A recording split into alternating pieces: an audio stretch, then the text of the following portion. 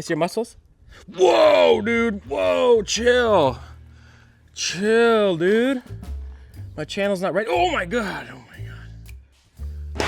Last time we talked, I showed you my plan for the backyard. We busted out this little pony wall, so we're gonna say that's done for now. Next piece of the puzzle is this seating area, which goes from the garage door to the RV gate. This is gonna have a whole concrete pad. But before we can pour concrete, I need to finish out this flower bed. Keisha was like, I need you to watch Ziggy. I'm tapped out. And I was like, fine, well, I'll take Ziggy, no problem. But we're still working on the wall. So I took Junior with me to Home Depot. We double carded it. And after he went to bed, I busted out all that block on my own. You've seen me lay block in my last video. But in my next video, I'm gonna be going more in depth, start to finish, and doing a block sandbox here. So I think technically I'm closer to being ready for concrete than not. However, I need something that feels like progress. I need a quick hit of something. So we're gonna hang up the corner market sign. Corner market sign is one of my favorite possessions. It's been in my house for years, which has a cool history I'll get to in a second.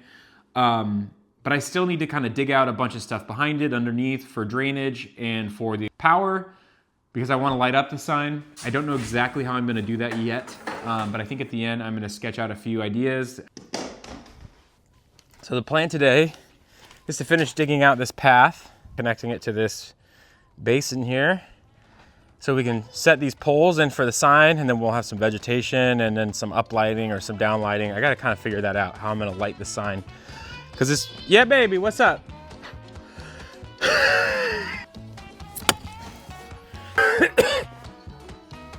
God, this ground is so hard.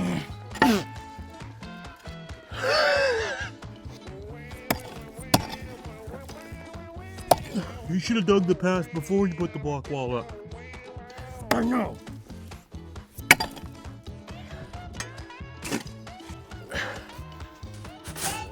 Hey buddy. Diggy. What's up, buddy? Both hands. Take the cup down. We have these old HVAC unit brackets that I got from a yard sale down the street. And I'm gonna splice those together and then weld these 3 posts that'll hold up the sign there.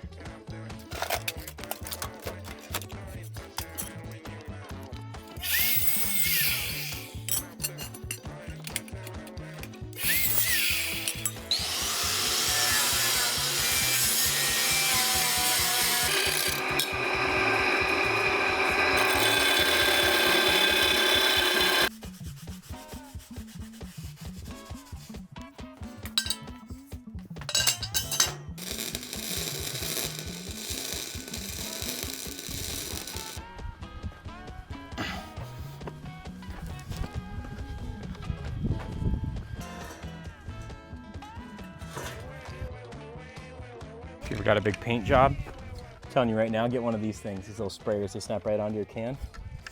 Oh, game changer.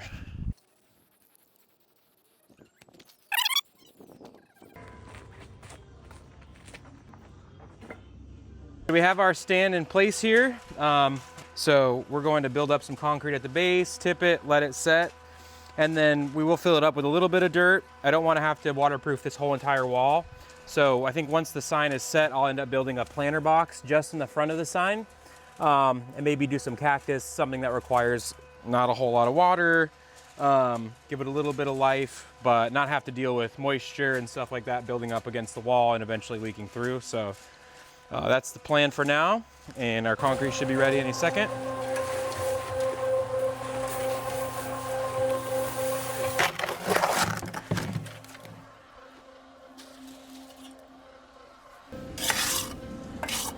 We're gonna add some more dirt in there to help kind of firm it all up. This sign is actually pretty light. It's not super heavy.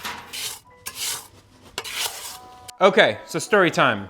2017, Keisha and I moved into our first house that she bought. And in that neighborhood, we had a little market, bodega, I don't know what you want to call it. It was a little liquor store where I used to get beer.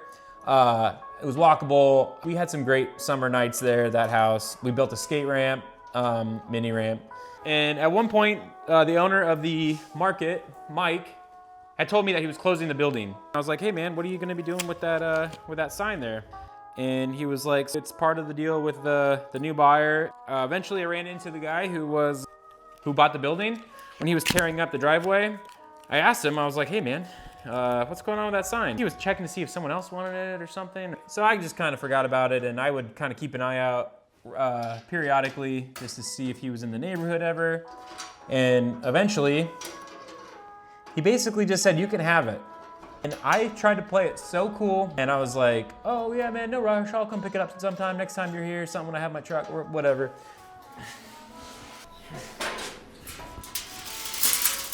And I eventually brought it home, where it lived in my garage for a while. And when we moved into this house, I had it in my like sewing room kind of office area. This is the market side. I'm just putting on some connectors here. This thing deserves a lot more attention, so I'm really excited to get it hung up, let it shine. I'm living a totally different life now. I don't drink at all, I don't skate.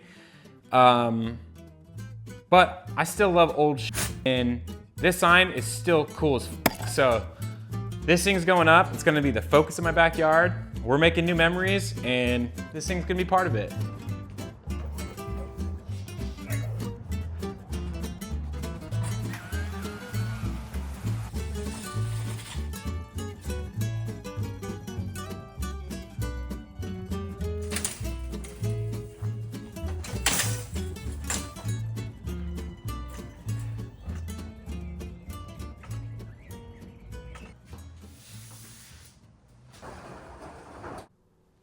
All right, I think I know how I want to light the sign.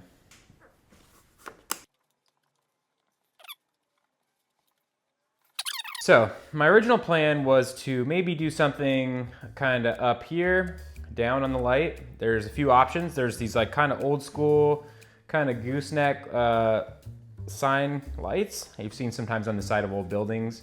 Those are too expensive. Thinking, man, maybe rain gutters could be like some kind of a lampshade, and I found a profile available on Home Depot that's just this kind of half cylinder shape, and it comes with caps pre-made for the rain gutters, and they also have these brackets that just go right over the top. So I was thinking, oh, maybe I can just use all of that hardware, and there's some little clips that go on there too on the bottom. Come from here, and then we can mount that up there. So that was my initial thought, that maybe we could do that. But here's the thing. This height, the sign to the wall, is a little taller than I anticipated, and there's gonna be a huge gap here, and I don't want super tall plants that require a lot of water. So what I'm gonna do instead is, I think, instead of using those expensive wall washers, I'm just gonna get some of this rope light, and I'm just gonna snake it back and forth in there a couple times. That's gonna be like $30, and I'll be able to go back and forth at least once. So the only bummer is that these parts were delayed, and I'm not gonna have them in time for this video, but I will make sure that I include this in the next video when I make the sand pit, which should be next week.